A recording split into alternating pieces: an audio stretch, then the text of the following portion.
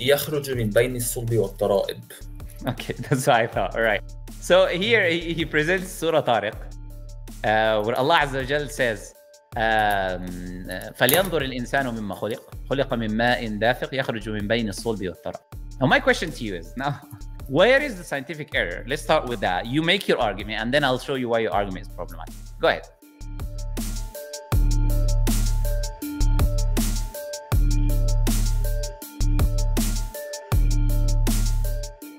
You know, the Quran is saying that, or what I assume the Quran is saying is semen comes or is formed or starts forming, or any that semen is generally related to the backbone or to the chest, or you know, whichever word صلب والترائب refers to. I know there's a lot of arguments on whether it's, you know, for the lady the tara'ib is between the chest or whatever. This area in general, the abdomen part, which we know it's not.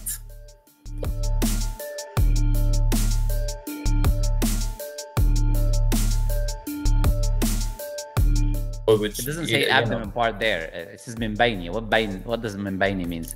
I thought one of the tafasir was the tara'ib. No, what does min bayni? Min bayni. What does it mean? Between?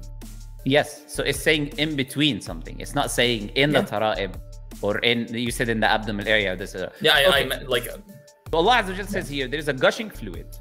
So that gushing fluid now comes out. Yakhruju. That gushing fluid comes out. So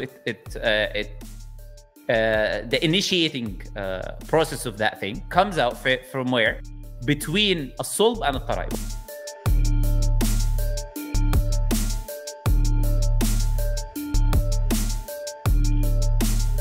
Now, do you know that scientifically, between the backbone and the ribs, there's something called the seminal vesicles? So this seminal vesicle is located, by definition, between the ribs and the backbone. And the seminal vesicles is where you have the initial fluid that carries the semen and that carries the sperm that the human being then uses to, multiply and have intercourse and all of that. The seminal vesicles, I did not think that they were between the ribs and the backbone. They are. In fact, you can just Google right now and.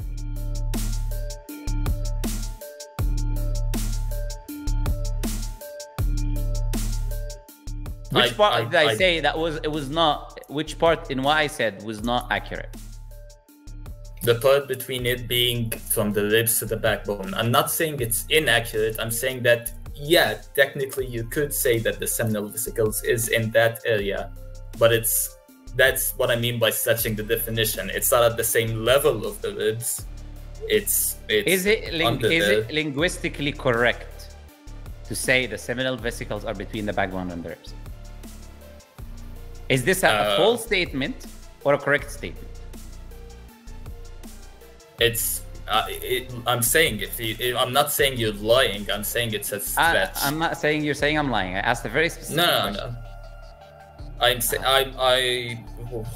Would I say that? I guess linguistically, yeah, you could say that it is between the ribs and the backbone. So you just admitted yourself that linguistically there's nothing wrong with that statement.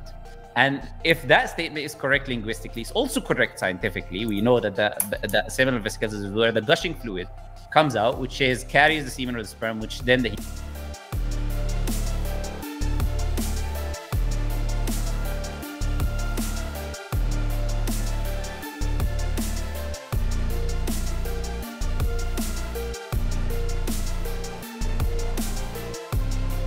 answer. You can always, stretch the meaning of words. So let me get this straight. This is your argument.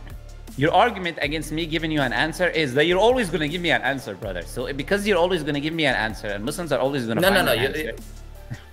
Okay, when you claim I stretched something, now go ahead, tell me which part in what I said was a stretch. Go ahead.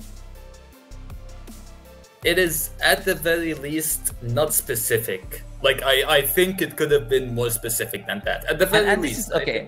Thank you for thank you for presenting the issue with the people who come and claim they're ex-Muslims. This is the issue that you have.